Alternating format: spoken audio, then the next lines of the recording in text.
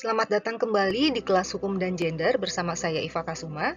Kali ini kita akan sama-sama belajar mengenai pengalaman perempuan korban dalam proses peradilan. Harapannya kawan-kawan akan mampu menjelaskan faktor penyebab yang membuat korban kembali menjadi korban atau disebut dengan secondary victim ketika mereka menyelesaikan kasusnya melalui jalur hukum. Saya akan berangkat dari hasil survei kekerasan seksual yang dilakukan oleh Lentera Sintas Indonesia, Magdalene.co, dan Change.org pada tahun 2016. Survei ini adalah survei yang melibatkan 25.213 orang netizen sebagai respondennya. Terdiri dari 12.812 perempuan, 12.389 laki-laki, dan 12 orang transgender. Paling banyak responden itu berusia antara 18 sampai 24 tahun. Yang paling tua adalah responden berumur di atas 65 tahun. Hasil survei menunjukkan bahwa 6% atau sebanyak 1.636 orang pernah dipaksa, diintimidasi melakukan aktivitas seksual atau diperkosa. 93% dari 1.636 responden yang alami perkosaan tidak melaporkan kasusnya. Ada 6% dari responden yang alami perkosaan melapor, tapi kasusnya terhenti, pelaku bebas, berakhir damai, dan lainnya. Artinya hanya 1% dari responden yang alami perkosaan mengusut tuntas kasusnya dengan bantuan pihak berwajib. Mengapa korban tidak melapor? Dari hasil survei itu didapati beberapa alasan. Yang paling banyak adalah karena mereka takut disalahkan.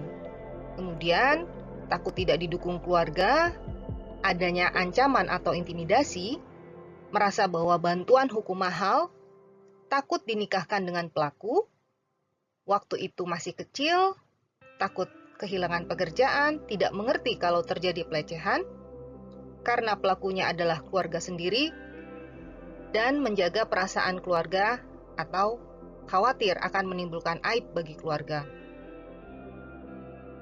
Sekedar bandingan dari data atau hasil survei kekerasan seksual tadi, mengapa para korban tidak melaporkan kasusnya ke institusi hukum. Berikut adalah hasil survei yang dilakukan oleh Biro Statistik Peradilan Amerika Serikat. Hasilnya menunjukkan bahwa 20% dari korban itu khawatir bahwa pelaku akan melakukan balas dendam. Lalu ada juga yang berkeyakinan bahwa polisi tidak akan sanggup membantu untuk menyelesaikan kasus yang dialami.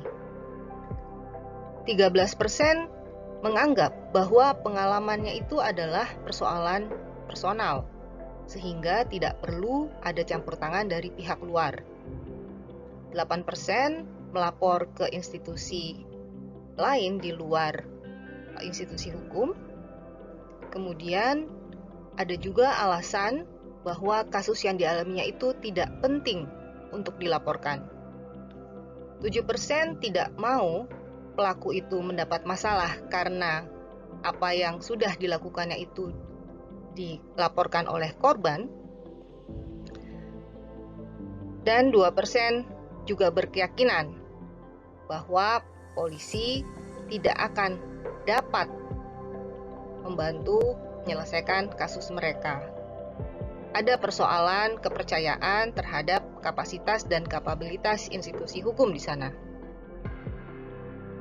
Ini juga sekadar perbandingan terhadap bagaimana kemudian korban kekerasan seksual dan korban dari perampokan memiliki gap terhadap penyelesaian kasusnya. Bisa kita lihat di sini, lebih besar korban perampokan untuk melaporkan ke institusi hukum atau ke polisi, dan implikasinya adalah juga akan lebih banyak pelaku yang kemudian ditahan.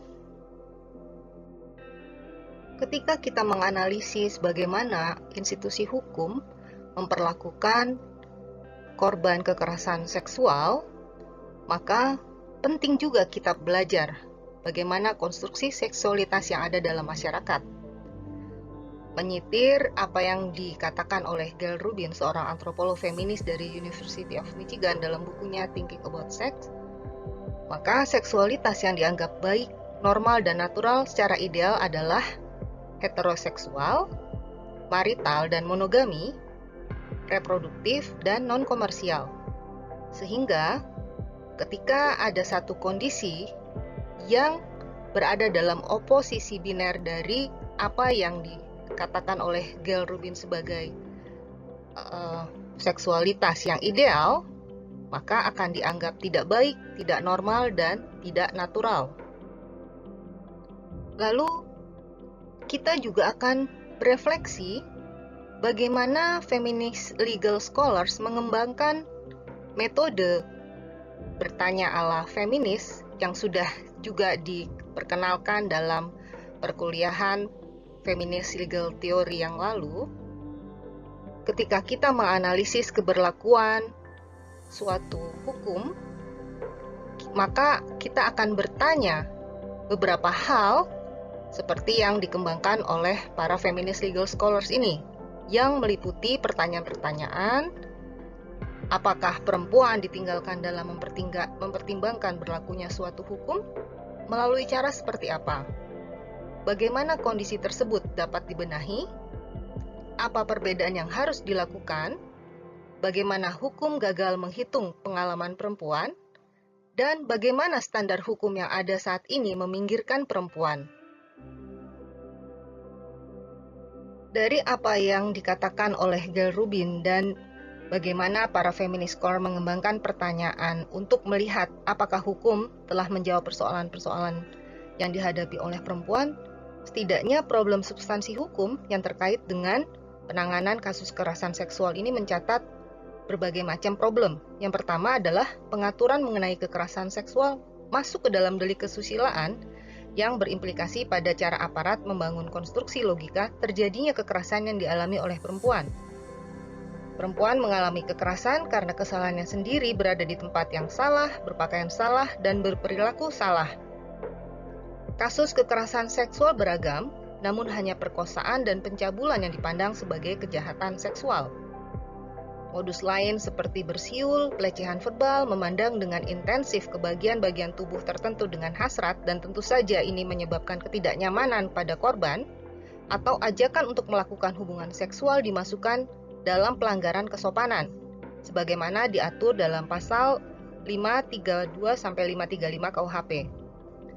Tetap prasyaratnya adalah dilakukan terbuka atau di muka publik. Maka jika dilakukan di ruang tertutup, terkendala dengan problem pembuktian yang membutuhkan kesaksian orang lain. Fokus kekerasan seksual ada pada penetrasi lengkap dan hanya terbatas pada penetrasi vaginal atau penetrasi penis ke vagina. Sperma yang tertinggal di liang vagina digunakan sebagai bukti, namun tetap harus didahului oleh penetrasi lengkap. Catherine McKinnon mencatat persoalan perkosaan dalam hukum ini berangkat dari perspektif para korban yang menyebutkan bahwa perkosaan ini tidak dilarang tapi diatur. Kita juga akhirnya maklum mengapa kasus perkosaan diatur dalam KUHP itu sedemikian rupa sehingga para korban sulit untuk meneruskan kasusnya ke tahap lanjutan.